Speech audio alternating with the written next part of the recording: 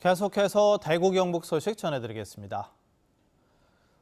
대구에 올 여름 들어 첫 열대야 현상이 나타났습니다. 대구의 오늘 아침 최저기온은 26.6도를 기록했고 포항이 27.2, 상주 26, 영천 25.4, 경산 25.2도를 기록하면서 곳곳에서 열대야가 나타났습니다. 오늘 낮 최고 기온은 대구가 36도, 경북은 34도에서 36도의 분포를 보이며 불볕더위가 이어지겠습니다. 대구 경북 지역은 봉화, 영양, 북동 산간 지역에는 폭염주의보, 나머지 전 지역은 폭염경보가 내려져 있습니다. 대구기상지청은 불볕더위가 당분간 계속 이어지겠다며 야외 활동을 자제하고 꾸준히 수분을 섭취하며 건강관리에 신경 써줄 것을 당부했습니다. 요즘처럼 덥고 습한 여름철, 독버섯이 한창 자랄 때인데요. 식용버섯과 구별이 안 되기 때문에 야생버섯은 피해야 한다고 합니다. 김건엽 기자입니다. 산속 곳곳에 크고 작은 버섯들이 자라났습니다. 덥고 습한 이맘때는 버섯이 특히 잘 자라는 시기. 하지만 이 중엔 독버섯이 많고 식용버섯과 구별이 매우 어렵습니다.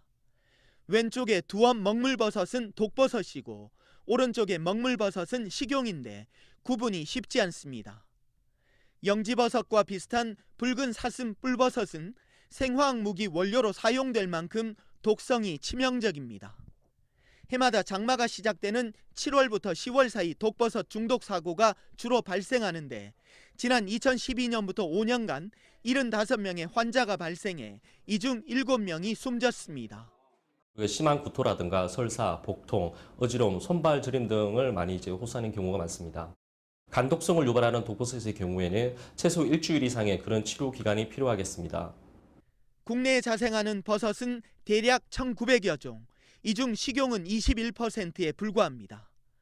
독버섯을 익혀서 먹으면 안전하다는 것과 색깔이 화려하면 독버섯이라는 속설은 사실과 다른 잘못된 얘기입니다.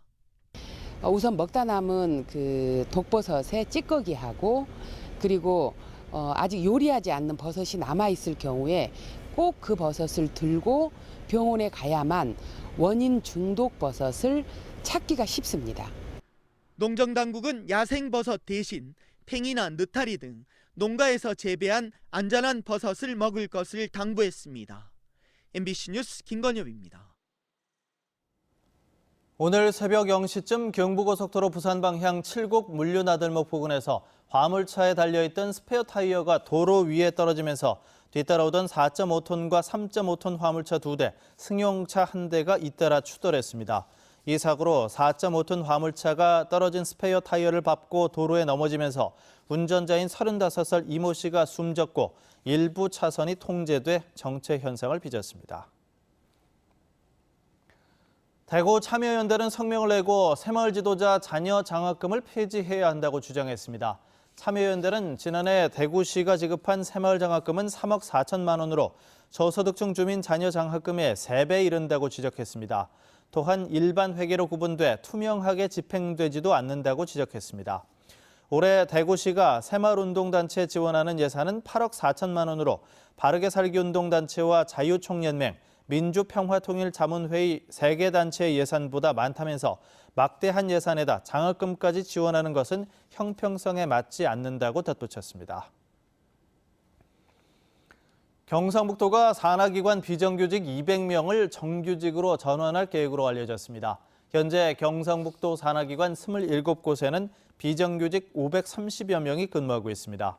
경상북도는 비정규직의 정규직 전환을 위해 실태조사와 함께 구체적인 지침을 마련하고 있습니다. 또한 주 4일 근무제 직원 채용을 확대하기 위해 전문 용역도 실시하고 있습니다. 장마 전설이 물러나고 본격적인 무더위가 시작된 가운데 경상북도는 폭염 대책반을 구성했습니다. 재난도우미 17,000여 명을 활용해서 폭염 취약계층의 건강을 살피고 폭염특보가 내려졌을 때 공사 현장 등지에서 무더위 휴식 시간제를 운영하도록 현장 활동을 강화합니다. 경상북도 무더위 쉼터는 4,800여 곳으로 지난해보다 300여 곳이 늘었습니다. 멸종위기 2급종인 맹꽁이를 체험할 수 있는 환경축제가 열립니다. 대구시는 내일 대구시 달서구 호림 강나루 공원에서 맹꽁이와 놀자라는 이름으로 시민 참여형 생명사랑 환경축제를 엽니다.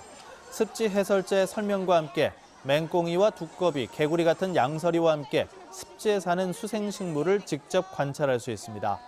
축제 장소 바로 옆에 있는 대명유수지는 국내 최대 맹꽁이 집단 서식처며 달성 습지 일대는 맹꽁이뿐만 아니라 제두루미와 황조롱이 등 많은 멸종위기 야생동물이 살고 있습니다. MBC 뉴스를 마칩니다. 고맙습니다.